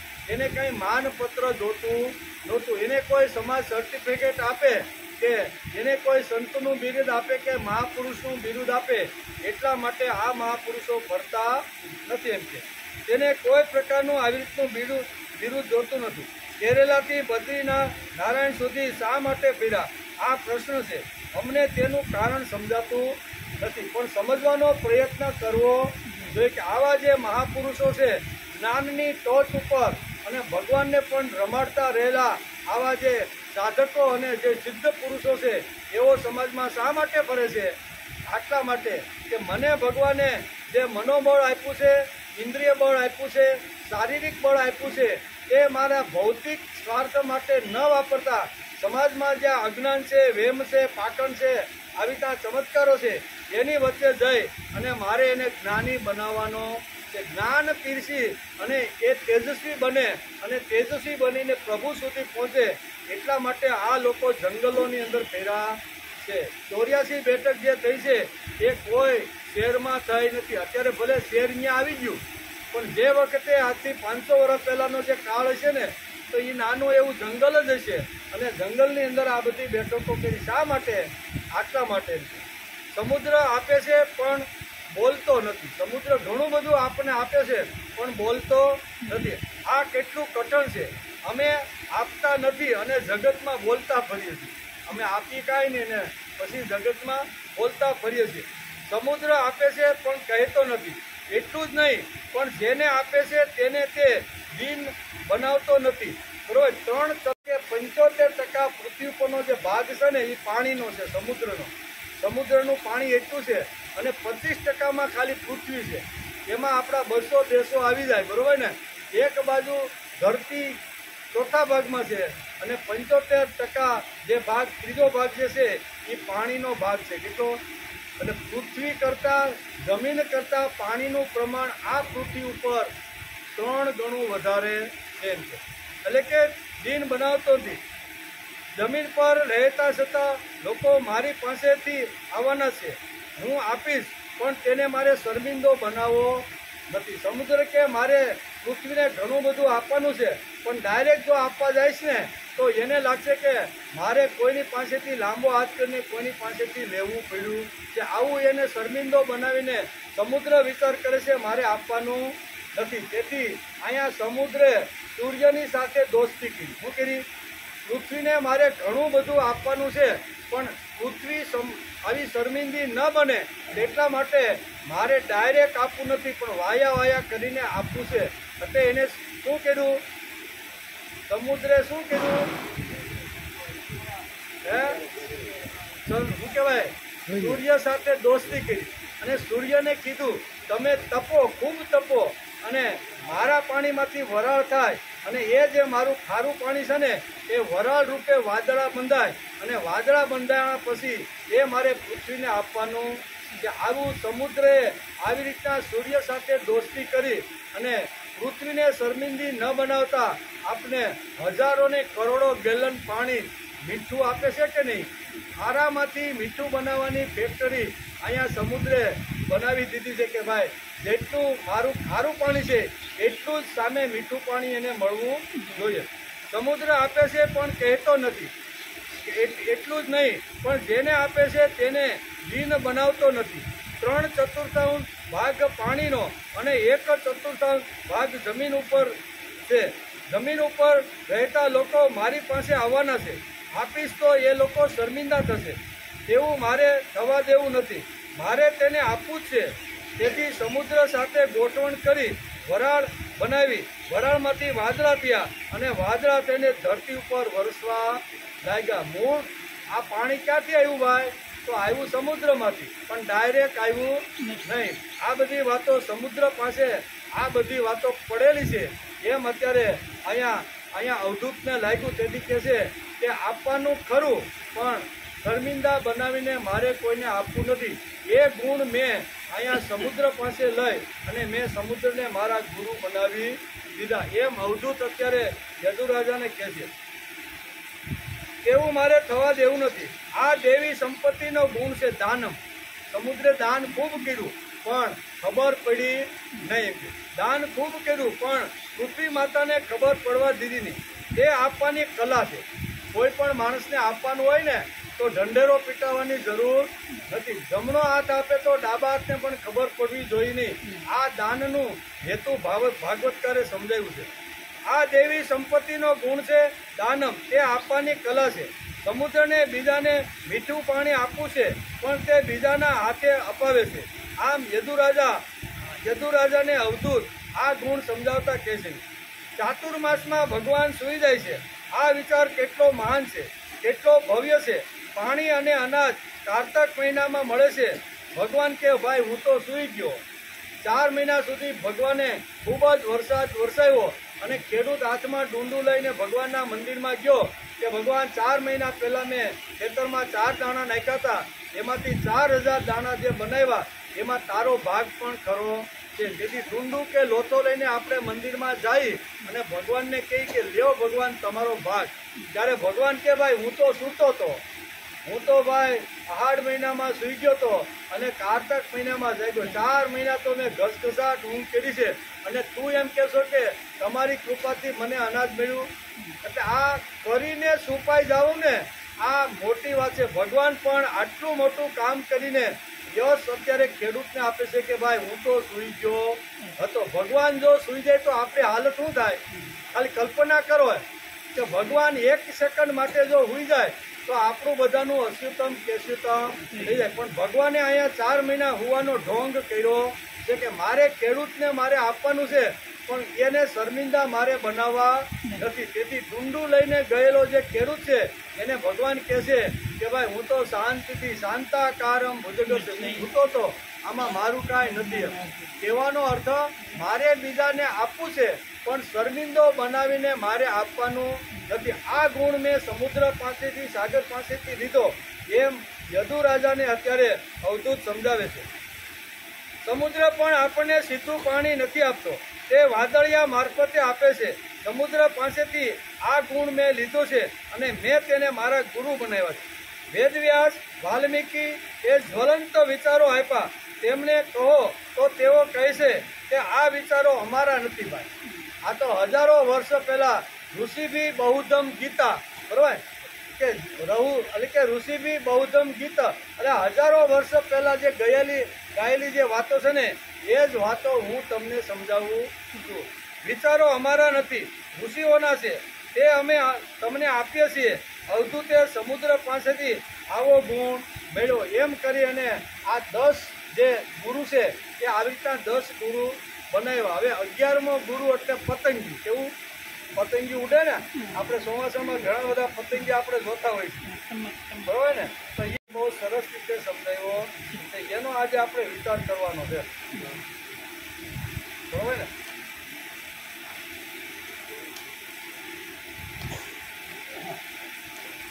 અવધૂત કહે છે દષ્ટવા સ્ત્રિયમ દેવ માયા તાદ્વા વેરે દિદીન્દ્રય પ્રલોભિતુ પતત્યંદે તમસ્યાગ્નો નો પતંગવત પતંગિયું મોહવશ અગ્નિમાં બળી મરે છે, બરોબર.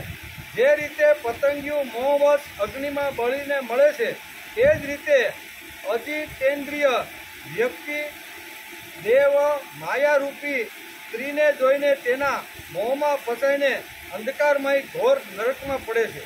કંચન, કામિની, આભૂષણ, વસ્ત્રાદિ જેટલા પણ દ્રવ્યો છે તે બધા માયાથી બનેલા છે. મૂઢ બુદ્ધિવાળો મનુષ્ય ઉપભોગ બુદ્ધિથી તેનામાં આસક્ત થઈને પોતાનો વિવેક ગુમાવી બેસે છે અને પેલા પતંગિયાની જેમ મૃત્યુને ખોળે જઈને બેસી જાય છે. અહીંયા પતંગિયાનું ઉદાહરણ આપતા વેદવ્યાસ આ 2 શ્લોકની અંદર આપણે સમજાવે છે કે પતંગિયાનું ઉદાહરણ બહુ સરસ રીતે આપે છે. ત્યારબાદ અવધૂતે પતંગિયાને જોયો. આમ ફરતા ફરતા જ્યારે બધી જગ્યાએ ફરે છે ત્યારે તેણે પતંગિયાને જોયું. કયા રૂપે જોયો? તો કે દીવાની જ્યોતનું સૌંદર્ય જોઈને પતંગિયું તેમાં કૂદી પડે છે. અવધૂતે આ ચિત્ર જોયું. સૃષ્ટિમાં રહીને સૌંદર્ય જોવું અને મરી જવું. કારણ કે દીવાનું સૌંદર્ય પતંગિયાને ખૂબ સારું લાગ્યું. એમ છે કે આટલું સૌંદર્ય અત્યાર સુધી મેં જોયું નથી. એટલે ઝીણી ઝીણી જે દીવાની જ્યોત બળતી હતી એ પતંગિયું એને પકડવા માટે ગયું, પાંખો બળી ગઈ અને ત્યાં એનું મૃત્યુ થઈ ગયું. એમાં એક પતંગિયાનું ઉદાહરણ આપીને અવધૂત અત્યારે રાજા યદુને સમજાવે છે કે હે રાજા, વ્યક્તિ અને વસ્તુમાં સૌંદર્ય ભરેલું છે. તે ભગવાનનું સૌંદર્ય છે. ભગવાનની કલા સુંદર છે. એટલું જ નહીં પણ તેનો કલાકાર ભગવાન પણ સુંદર છે. સૌંદર્ય ખલાસ નથી, પણ સૌંદર્યની પાછળ દ્રષ્ટિ આપણી કઈ છે એ દ્રષ્ટિ પરિવર્તન કરવાની ખૂબ જ જરૂર છે, એમ ભાગવતકાર લખે છે.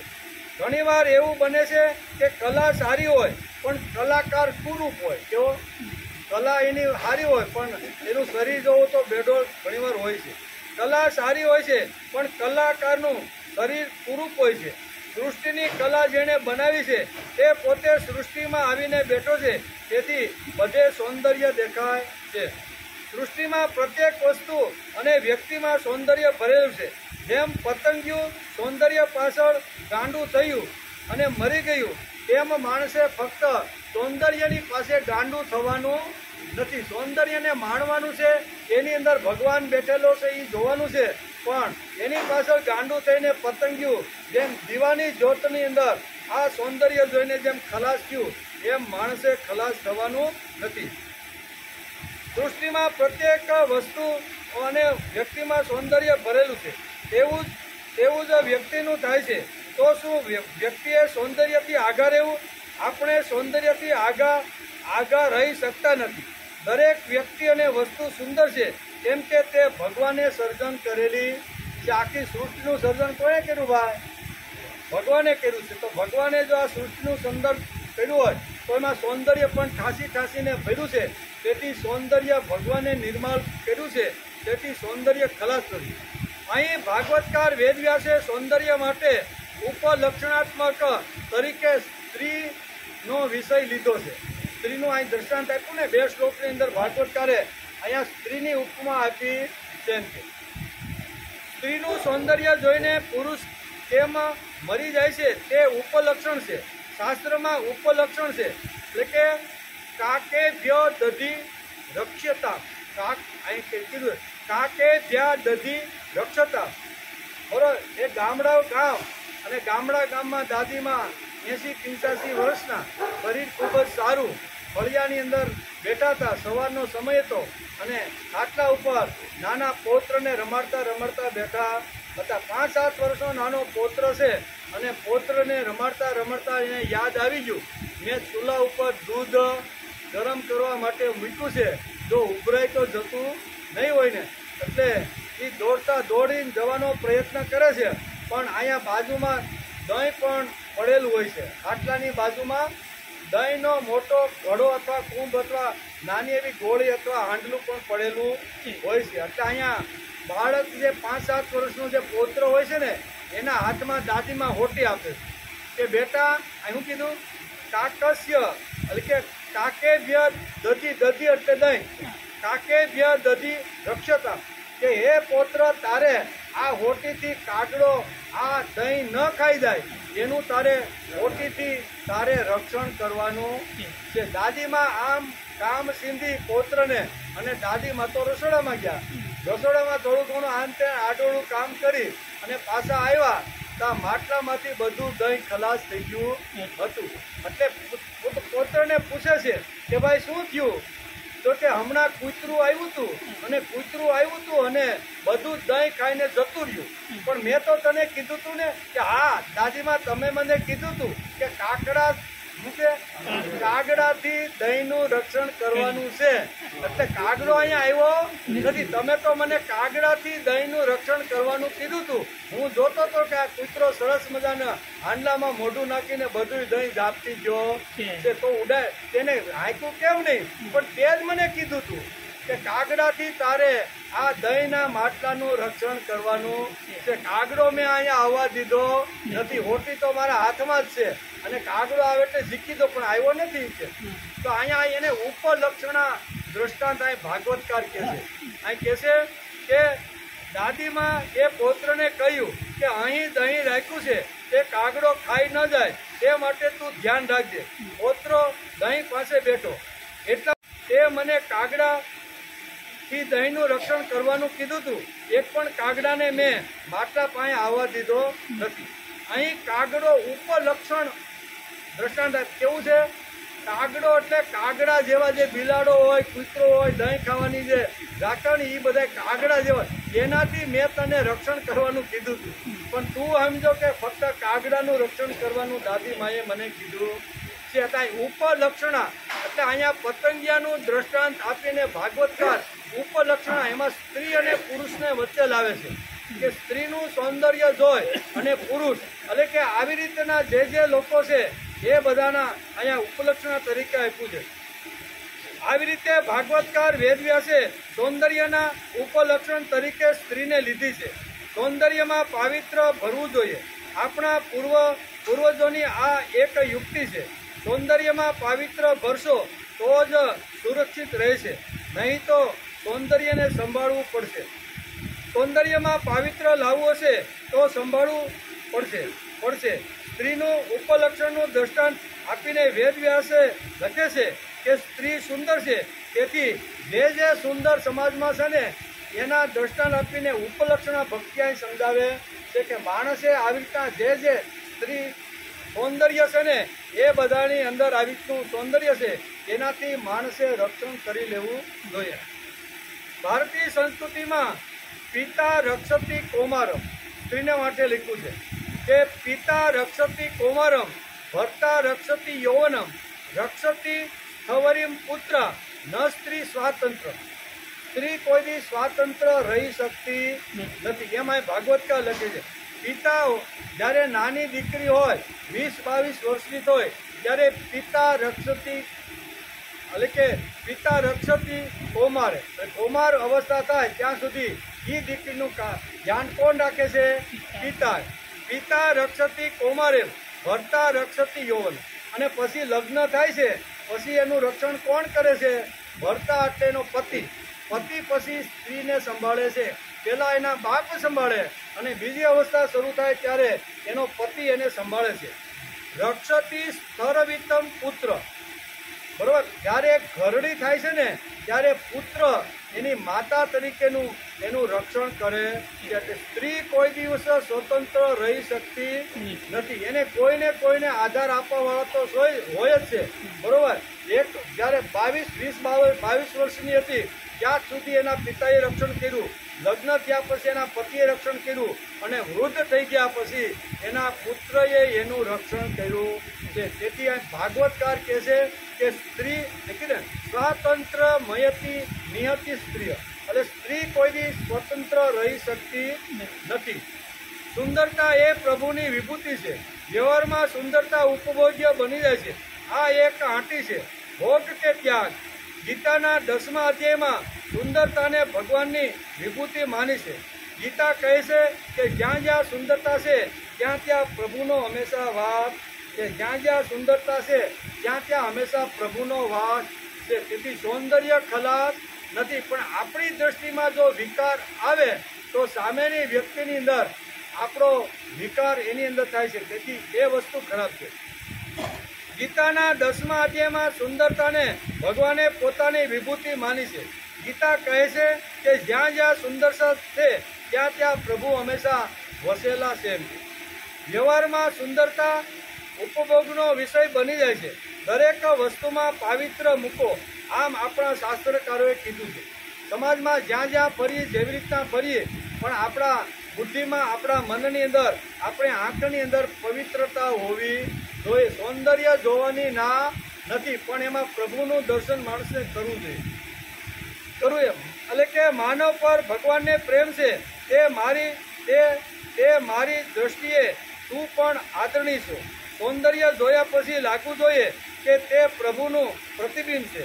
ભગવાન કેટલા સુંદર છે. ખાલી જો પ્રતિબિંબ જો આટલું સુંદર હોય, કોઈ પણ બગીચામાં ગયા હોય અને સરસ મજાના ગુલાબ આપણે જોઈએ ત્યારે આપણે પ્રભુ યાદ આવે કે ભગવાન તું કેટલો મોટો કલાકાર છો, તે કેટલું સૌંદર્ય ફૂલની અંદર ભર્યું છે. તો ફૂલની અંદર સૌંદર્ય ભરનાર ભગવાન પણ જો સુંદર હોય તો ફૂલ પણ સુંદર છે એવું માણસને લાગવું જોઈએ. એટલે કે માનવ પર ભગવાનનો પ્રેમ છે તો મારી દ્રષ્ટિએ તું પણ આદરણીય છે. સૌંદર્ય જોયા પછી લાગવું જોઈએ કે તે પ્રભુનું પ્રતિબિંબ છે. ભગવાન કેટલા સુંદર છે. પ્રતિબિંબ જો આટલું સુંદર હોય, ગુલાબનું ફૂલ આટલું સુંદર હોય, તો ગુલાબનું ફૂલ જેણે નિર્માણ કર્યું છે એ ભગવાન કેટલા સુંદર હશે. તેથી અહીંયા વલ્લભાચાર્ય પણ કહે છે ને, સુંદરતાની વાત કરતા બહુ સરસ લખે છે. શું કહે છે? સુંદર ગોપાલમ પુરવનમાલમ નયન વિશાલમ દોકરમ વૃંદાવન ચંદ્રમ આનંદ કંદમ પરમાનંદમ ધરણીધરમ વલ્લભ ઘનશ્યામમ પૂર્ણકામમ આદ્યવિરામમ પ્રીતિકરમ વજનંદ કુમારમ સર્વસુખસારમ તત્વવિચારમ બ્રહ્મપરમ. વલ્લભાચાર્ય કહે છે સુંદર ગોપાલ. આ ગોપાલ જો આટલો સુંદર હોય તો ગોપાલે જે સૃષ્ટિ બનાવી છે એ સૃષ્ટિ કેટલી બધી સુંદર હશે. એનું પ્રતિબિંબ એટલે ફૂલ, ભગવાનનું પ્રતિબિંબ એટલે ફૂલ. અને એ ફૂલ જો આટલું સુંદર હોય તો ફૂલને બનાવનાર કેટલો સુંદર હશે. એટલે આવી રીતની દ્રષ્ટિ માણસની હોવી જોઈએ. માન એટલે કે જે સુંદર છે તે પ્રભુનું જ રૂપ સમજો. આમ સૌંદર્યને માનનીય, આદરણીય, વંદનીય અને પૂજનીય બનાવવું જોઈએ. જ્યાં જ્યાં ફરીએ, જ્યાં જ્યાં સૌંદર્ય દેખાય ને ત્યાં ભગવાન, એના સૌંદર્યની અંદર આપણે ભગવાન દેખાવો ઉપલક્ષણાત્મક સમજાવે છે કે સૌંદર્ય માણસને ફસાવે છે. આ દ્રષ્ટાંત અહીંયા પતંગિયાનું આપીને અહીંયા ભાગવતકાર કહે છે કે માણસે સૌંદર્ય જોયા પછી ફક્ત એની અંદર આસક્ત અથવા મને મળી જાય અથવા હું એને મેળવી જ લઉં એટલી આસક્તિ જો આવે તો પતંગિયાની જેમ માણસ પણ ખલાસ થઈ જાય. તે સૌંદર્ય ખરાબ છે એવું કહેવાનો અહીંયા આશય નથી. હજારો વર્ષ પહેલા ભાગવતકારે ભક્તિ ઉપાડવાનું લખ્યું છે. એમાં અર્થ એ છે કે જીવનની દ્રષ્ટિ બદલવી પડશે. વસ્તુ, વ્યક્તિ, જગત તરફ જોવાની જો આપણી દ્રષ્ટિ પવિત્ર હશે તો કોઈ પણ જગ્યાએ સૌંદર્ય જોયા પછી માણસના મનની અંદર વિકાર કે આસક્તિ આવશે નહીં. ગમે ત્યાં ફરશું પણ આપણા જીવનમાં જો ભક્તિ હશે અને દ્રષ્ટિની અંદર જો ભગવાનને આપણે આંખમાં બેસાડી દીધું છે, કીકીની અંદર એટલે કે આંખની અંદર જો ભગવાનને બેસાડી દઈએ તો આખું જગત આપણે સુંદર લાગે છે. જગતમાં ફરવાનું છે, આંખ ફોડવાની નથી. ઘણા ધર્મોમાં એવું છે કે આ જગત ખરાબ છે, જગત આવી રીતનું છે, તેથી આંખો ફોડી નાખો. આંખું ફોડવાનું આપણું શાસ્ત્ર કહેતું નથી. આ જગતનું સૌંદર્ય એટલે કે માનનીય, આદરણીય, વંદનીય અને પૂજનીય બનશે. માનવ ભક્તિ નહીં ઉપાડે તો સૌંદર્યની પાછળ પતંગિયાની જેમ માણસ મરી જશે, અર્થાત તેનો નર દેહ ચાલ્યો જશે. સ્ત્રીની પાછળ જો ભોગની પાછળ એમાં આસક્ત બની અને જો માણસ એની અંદર આવી રીતનો થઈ જશે ને તો આ નર દેહ ચાલ્યો જશે અને પછી કઈ યોનિમાં જન્મ મળે એ તો ભગવાન પોતે જ નક્કી કરે. આ નર દેહ ચાલ્યો જશે. મરવું તો બધાને છે જ, પરંતુ જે સાધન આજે મળ્યું છે તે નહીં મળે. એટલે કે મનુષ્ય રૂપે જે સાધન મને મળ્યું છે તે ન મળતા મને પશુનું કે બીજા કોઈનું રૂપ મને મળવાનું છે. જગતમાં જળ વસ્તુ ખલાસ થતી નથી, તેનું રૂપાંતર થાય છે. સમાજમાં જે આપણે જળ વસ્તુ બધી જોઈએ ને તો એ કાંઈ ખલાસ થતી નથી. દાખલા તરીકે લાકડું છે, લાકડાને આપણે સળગાવી તો લાકડું ખલાસ થયું, એની જગ્યાએ એમાંથી ધુવાડો નીકળ્યો, ધુવાડાના રૂપમાં ને રાખના રૂપમાં રૂપાંતર થઈ ગયું નહીં. કોઈ પણ વસ્તુ જળ વસ્તુ જગતની અંદર ખલાસ થતી નથી, એનું રૂપાંતર થઈ જાય. બરાબર, કોઈ પણ વસ્તુ આપણે સળગાવી તેનું રાખની અંદર ધુવાડાની અંદર કે આવી રીતનું અગ્નિના રૂપમાં એનું રૂપાંતર થઈ ગયું અને પછી એ આખું લાકડાનું રૂપ હોય આખું બદલી જાય છે. એટલે કે જગતમાં જળ વસ્તુ ખલાસ થતી નથી, તેનું રૂપાંતર થાય છે. એમ શાસ્ત્ર અને વિજ્ઞાન કહે છે.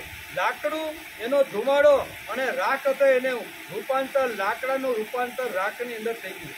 તેવી જ રીતે ચૈતન્ય પણ ખલાસ થતું નથી. જેમ જળ એટલે આ બધા પદાર્થો અને એની અંદર ચૈતન્ય એટલે આપણે બધા જેની અંદર પ્રાણ છે, જે બોલી શકે છે, હાલી શકે, ખાઈ શકે છે, પચાવી શકે છે, એને ચૈતન્ય કહેવામાં આવે છે. તેવી રીતે ચૈતન્ય પણ ખલાસ થતું નથી. અંદર રહેલું જે ચૈતન્ય છે એ ખલાસ થાય, શરીર છે એ ખલાસ થાય, પણ ચૈતન્ય ખલાસ થતું નથી. તેનું વેશાંતર થાય છે. શું થાય? એક જીવ જ્યારે આ જગત શરીર છોડીને જાય છે ત્યારે કર્મ પ્રમાણે એનું વેશાંતર થઈ જાય. બરોબર, સારા કર્મ કર્યા હોય તો શુચિનામ શ્રીમંતાનામ કે યોગ ભ્રષ્ટો બી જાય છે. બરોબર, એનો જન્મ આવી તો મર્યા પછી, મૃત્યુ થયા પછી એ જીવ સ્વર્ગમાં જાય છે. એના પુણ્ય ખલાસ થાય ત્યાં સુધી ભોગવે છે અને પુણ્ય ખલાસ થાય પાછો ધરતી ઉપર આવે છે ત્યારે એ માનવના શરીરની અંદર આવી તો શુચિનામ શ્રીમંતાનામ સુશી શ્રીમતી એનો જન્મ થઈ જાય છે. કારણ કે છે બે વાતો છે. ચૈતન્ય પણ ખલાસ થતું નથી, તેનું વેશાંતર થાય છે. સૌંદર્ય તરફ કઈ દ્રષ્ટિથી જોવું તે નિશ્ચિત કરવું પડશે. અવધૂતે સુંદર નિરીક્ષણ કરીને કહ્યું કે ભક્તિ ઉપાડવી પડશે.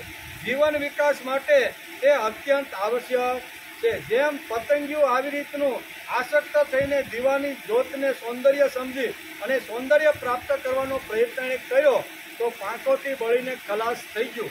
સૌંદર્ય માણવાની ના નથી, સૌંદર્ય નિર્માણ કરનાર ભગવાન છે. સૌંદર્યની અંદર કલા અને આવી જે વાતો છે ભગવાનની અંદર પૂરેલી છે. તેથી દ્રષ્ટિ પરિવર્તન કરવાનું ભાગવતકાર વેદવ્યાસ આપને સમજાવે છે. અવધૂતે સુંદર નિરીક્ષણ કરીને કહ્યું છે કે ભક્તિ ઉપાડવી પડશે. જીવન વિકાસ માટે તે અત્યંત આવશ્યક વાત છે. સૌંદર્યની આકૃષ્ટ થવાય છે, પણ દરેક માણસે સાવધાન રહેવું જોઈએ. સૃષ્ટિનું સૌંદર્ય ક્ષણિક છે, ખરાબ છે, નશ્વર છે, એટલે કે ત્યાં જ સુધી છે એવું બોલીને નહીં ચાલે. ભાઈ, સૃષ્ટિ સુંદર છે તે હકીકત છે, તેને અસુંદર ઠેરવીને ભાગવું કે પલાયન વાત ચાલશે. તમે સૃષ્ટિને અસુંદર માનીને તમે પલાયન થાવ તો ભાગી જાઓ તો એ હાલશે નહીં. સુંદર સૃષ્ટિ ભગવાને નિર્માણ કરેલી છે, તો આવી સુંદર સૃષ્ટિને જોવાનો દ્રષ્ટિકોણ માણસે બદલી કાઢવો જોઈએ. જીવન તરફનો જોવાનો વિધાયક દ્રષ્ટિકોણ મને પતંગિયા પાસેથી મળ્યો. એમ અવધૂત અત્યારે અહીંયા રાજા યદુને કહેશે કે મને પતંગિયા પાસેથી આ ગુણ મળ્યો કે સૌંદર્યની પાછળ પતંગિયું પડ્યું અને સૌંદર્યમાં આવી રીતનો આસક્ત થઈને ખલાસ થઈ ગયો. એમ સ્ત્રીનું ઉદાહરણ આપીને ભાગવતકાર વેદવ્યાસ કહેશે ઉપલક્ષણા આ સમજાવે છે કે સ્ત્રીની અંદર જે સૌંદર્ય છે એવા પ્રકૃતિની અંદર ઘણું બધું સૌંદર્ય છે. આ તો ખાલી સ્ત્રીનું ઉદાહરણ આપ્યું છે. જેમ કાગડાથી એટલે કે દહીંથી કાગડાનું રક્ષણ કરજે, એમ દાદીમાએ જ્યારે પૌત્રને કીધું એને કહેવાય ઉપલક્ષણા. એટલે કાગડા જેવા જે લોકો છે જે દહીંના ભૂખા છે અને દહીં ઉપર તરાપ મારીને ખાય છે એ બધાથી તારે હોટીથી રક્ષણ કરવું જોઈએ. એવું આ પૌત્ર સમજો નહીં, પણ આ ઉપલક્ષણા ભક્તિ